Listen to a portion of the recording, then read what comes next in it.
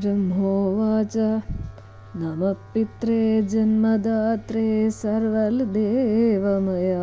च सुखदाय प्रसन्नाय सुप्रीताय महात्मने सर्वयज्ञस्वरूपाय स्वर्गाय परमेष्ठिने सर्वतीर्थावलोकाय करुणासागराय च नमः सदाशुतोषाय शिवरूपाय ते नमः सदापराधक्षमिणे सुखाय सुखदाय च दुर्लभं मानुषमिदं येनं लब्धं मया वपु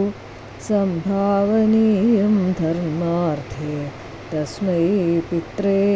नमो नमः तीर्थस्नानतपोहोम जपादीन्यस्य दर्शनं महागुरोश्च गुरवे तस्मै पित्रे नमो नमः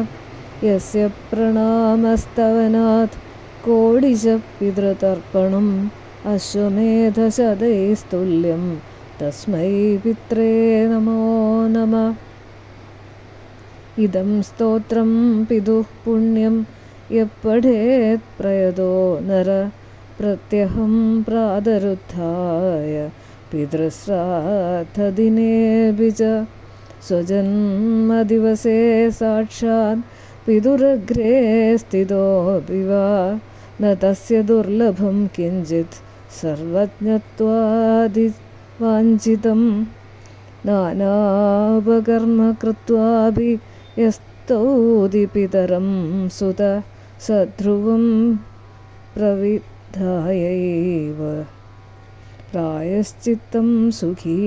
भवेत् पितृप्रीतिकरैर्नित्यं सर्वकर्माण्यदार्हति इति बृहद्धर्मपुराणान्तर्गत ब्रह्मकृतपितुस्तोत्रम्।